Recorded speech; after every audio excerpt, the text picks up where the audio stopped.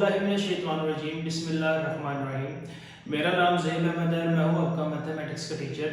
हमने 9th class का lecture series का आगाज़ किया है, जिसमें आज से हम यूनिट नंबर 4 को शुरू करेंगे।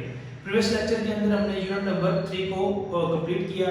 आज हम यूनिट नंबर 4 को पढ़ने जा रहे हैं। ये यूनिट भी पेपर में शॉर्ट, लॉन्ग और एमसीक्यूज के पॉइंट ऑफ व्यू से बहुत इंपॉर्टेंट है। इस यूनिट के अंदर से भी एक लॉन्ग क्वेश्चन लाजमी पूछा जाता है और इसके अलावा शॉर्ट क्वेश्चन 2 या 3 पूछ लेता पेपर में। एमसीक्यूज इसके अंदर से आते हैं 2 या 3। तो चलिए इस लेक्चर का आगाज करते हैं और देखते हैं इसमें हमारे पास आज सीखने के लिए क्या है। सबसे पहले इस यूनिट का इंट्रोडक्शन ले लेते हैं। Algebraic expression and algebraic formulas, यानी कि यूनिट नंबर 4 दो हिस्सों पर मुश्तमिल है। एक हिस्से में हम पढ़ेंगे अलजेब्रिक एक्सप्रेशन एंड दूसरे हिस्से में पढ़ेंगे अलजेब्रिक फार्मूलास। जब तक आपको ये दो टर्म्स समझ में नहीं आएंगी कि अलजेब्रिक एक्सप्रेशंस क्या होते हैं और अलजेब्रिक फार्मूलास क्या होते हैं, इस यूनिट को आपको कैरी करना आपके लिए मुश्किल हो जाएगा। तो सबसे पहले इसके बारे में ही जानते हैं कि अलजेब्रिक एक्सप्रेशंस क्या होते हैं। देखिए, अलजेब्रिक एक्सप्रेशंस एक ऐसे एक्सप्रेशंस होती हैं, ऐसी वैल्यूज होती हैं जो कि वेरिएबल्स के ऊपर मुश्तमिल होती हैं और कांस्टेंट के ऊपर मुश्तमिल होती हैं। यानी कि इसके अंदर वेरिएबल्स होते हैं और कांस्टेंट होते हैं। अब वेरिएबल्स क्या होते हैं? वेरिएबल्स वो वैल्यूज जो चेंज करती हैं, वेरी करती हैं, जैसे कि जितने भी अल्फाबेट्स हमारे, और कांस्टेंट वो जो फिक्स होती हैं, जो चेंज नहीं होती, जैसे जितने भी नेचुरल नंबर या होल नंबर। तो वो तमाम एक्सप्रेशंस जो हमारे पास वेरिएबल, जैसे कि यहाँ पे x और कांस्टेंट 5 जैसे कि, और इनके दरमियान कोई सिंबल इस्तेमाल किया था प्लस या माइनस का, तो ये हमारे पास अलजेब्रिक एक्सप्रेशंस बन जाते हैं। आसान अल्फाज में आपको बता रहा हूं। यानी कि देखिए, यहां पे हमारे पास x का स्क्वायर मौजूद है, x मौजूद है और स्क्वायर रूट ऑफ x मौजूद है डिनोमिनेटर के अंदर, और इसके साथ हमारे पास 5 मौजूद है, 3 मौजूद है, 2 मौजूद है, और बीच में इनके दरमियान इनको एक एक्सप्रेशन को अलग करने के लिए माइनस और प्लस का साइन दिया गया। ये टोटली एक अलजेब्रिक एक्सप्रेशन में दिया गया। यानी कि जो हमारे पास सिंपल न्यूमेरिकल वैल्यूज होती थी वो क्या होती थी हमारे पास नंबर 2 + 5 जिस तरह हुआ करता था आम मैथमेटिक्स के अंदर। अब इसके साथ क्या होगा, जैसे 2 है ना, तो 2 के साथ क्या आ गया, x का स्क्वायर आ गया फॉर एग्जांपल, और 5 के साथ क्या आ गया, x आ गया। बस इनके साथ क्या अलजेब्रा बन गया।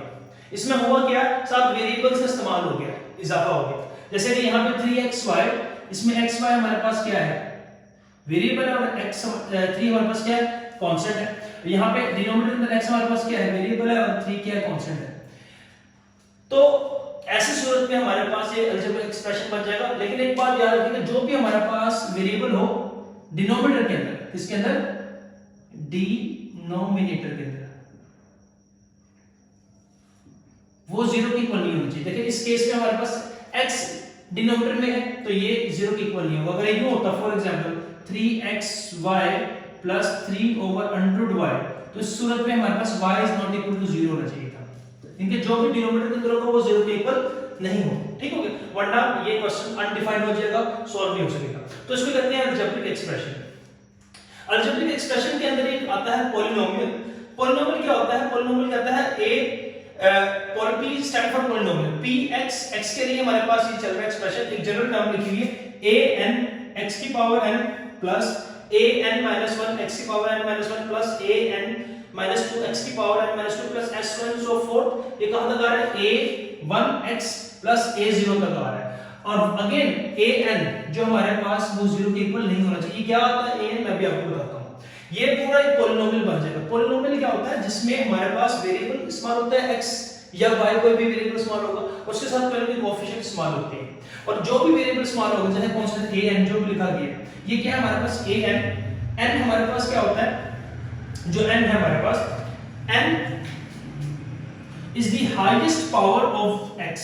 x की हाईएस्ट पावर होगी, वो कोई भी हो सकती है, वो 2 हो सकता है, 3 हो सकती है पावर, क्वेश्चन पे वेरी करेगा, हाईएस्ट पावर होगी, और नॉन नेगेटिव इंटीजर होगी। नॉन नेगेटिव यानी कि पॉजिटिव इंटीजर होगी, ठीक है। इस नॉन नेगेटिव इंटीजर को उसकी डिग्री ऑफ पॉलिनोमियल भी कहेंगे। क्या कहेंगे इसको, डिग्री ऑफ पॉलिनोमियल भी कहेंगे, ठीक है। ये एमसीक्यू से पूछते तो डिग्री ऑफ पॉलिनोमियल क्या है हमारे पास, तो जो भी हमारे पास नॉन नेगेटिव इंटीजर होगा उस पॉलिनोमियल का मैक्सिमम, वो क्या कहलाएगा, उसका डिग्री कहलाएगा, ठीक हो गया।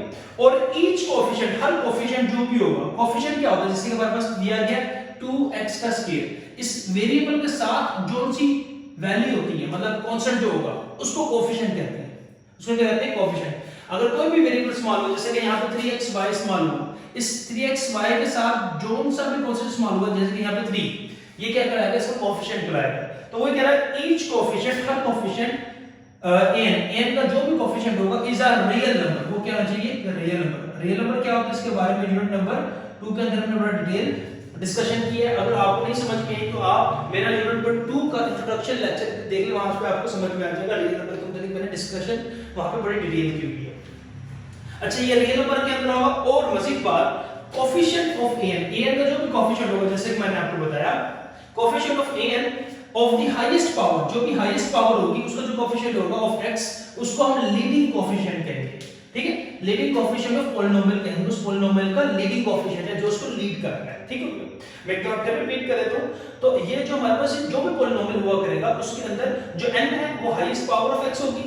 n से बड़ा यहाँ पे जो भी उसकी हाईएस्ट पावर होगी। ठीक है, जैसे कि इस एक्सप्रेशन की अगर बात करूं कि यहाँ पे हाईएस्ट पावर क्या हमारे पास 2 है।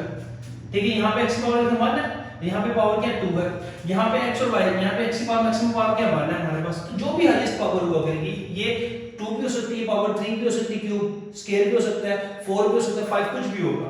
और each coefficient, her coefficient an का जो भी कोफिशिएंट होगा हमारे पास वो रियल नंबर होना चाहिए। ठीक है, दूसरी बात, यानी कि एक नंबर आपने याद रखना है कि हाईएस्ट पावर क्या होगी, n होती है।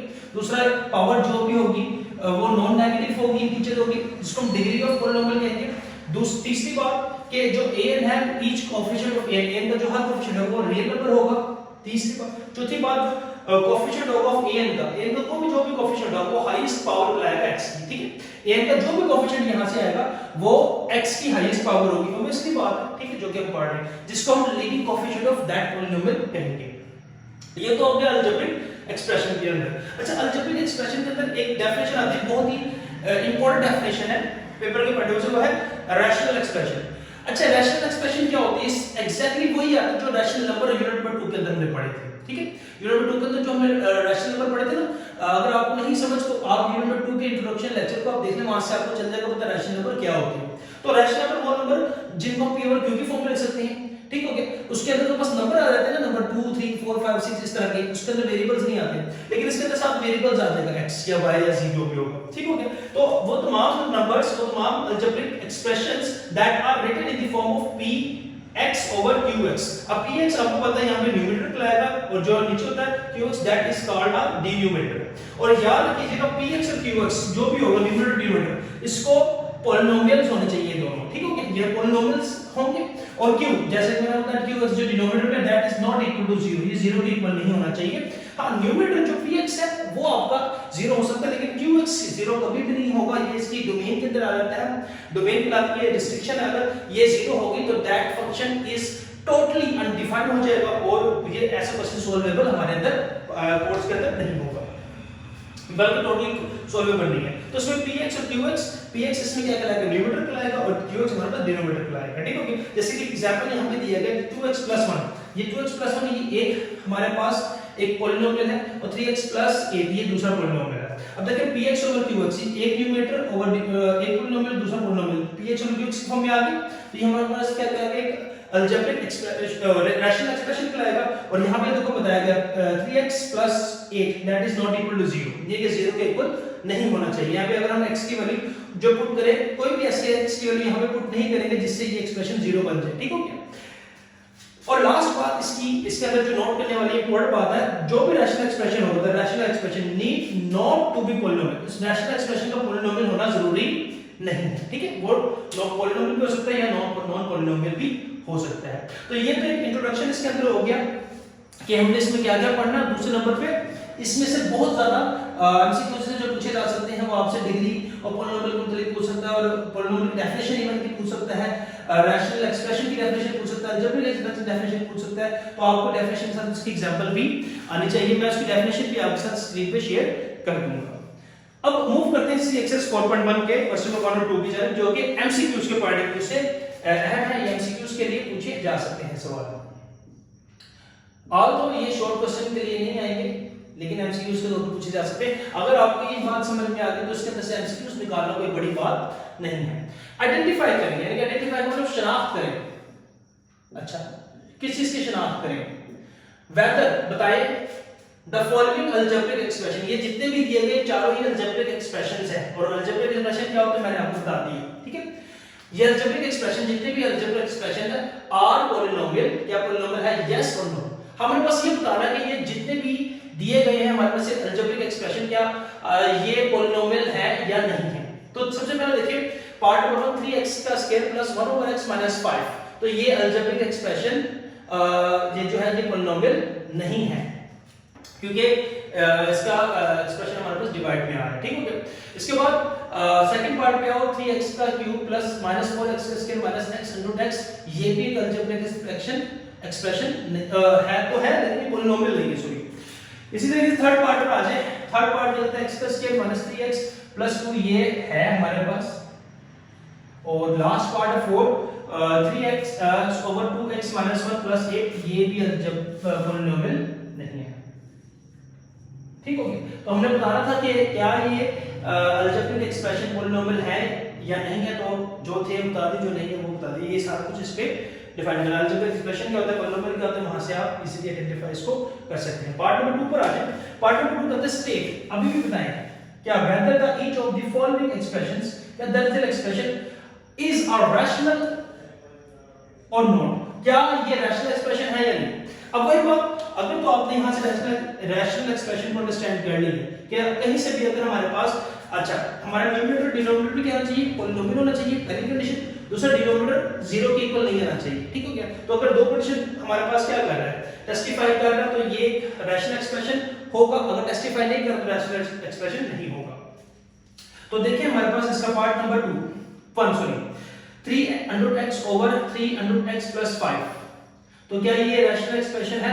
जी नहीं, ये एक रैशनल एक्सप्रेशन नहीं है, क्योंकि इसका अगर हम x की जगह पे कोई वैल्यू पुट करें, जिससे हमारे पास क्या हो सकता है, अनडिफाइंड हो सकता है। क्योंकि अगर यहाँ पे हमारे पास x की जगह पे हम कोई नेगेटिव वैल्यू पुट करते हैं, तो नेगेटिव का तो हमारे पास स्क्वायर रूट नहीं होता, तो लिहाजा ये रैशनल एक्सप्रेशन नहीं है। सेकंड पार्ट पे आ जाए, 3x का cube minus 2x square plus 3 plus root 3 over 2 plus 3x minus x square, तो ये टोटली एक रैशनल एक्सप्रेशन हमारे पास है। थर्ड पार्ट का है x का square plus 6x plus 9 over x square minus 9, ठीक हो गया। ये भी एक रैशनल एक्सप्रेशन है हमारे पास, ठीक हो गया। इसको आप सोल्व भी कर सकते हैं। और 2√x plus 3 over 2√x minus 3, ये एक रैशनल एक्सप्रेशन नहीं है, ठीक हो गया। आपको बस बता देना है या नहीं। मैं इसको इन सवालों को मजीद फर्दर डिटेल सोल्व नहीं कर रहा, क्योंकि अगर मैं तो मजीद सोल्व करने बैठ जाऊं तो आपके लिए ये सवाल बहुत ही कॉम्प्लिकेट किस्म के हो जाएंगे, ठीक हो गया। तो लिहाजा ये जितना उसने पूछा मैं उतनी हद तक गिरा रहा हूं ये है या नहीं है, ठीक हो गया। फिर भी अगर कोई सवाल हो कमेंट सेक्शन में आप मुझसे पूछ सकते हैं। अपना बहुत ख्याल रखिएगा, मिलते हैं नेक्स्ट लेक्चर में। अल्लाह हाफिज।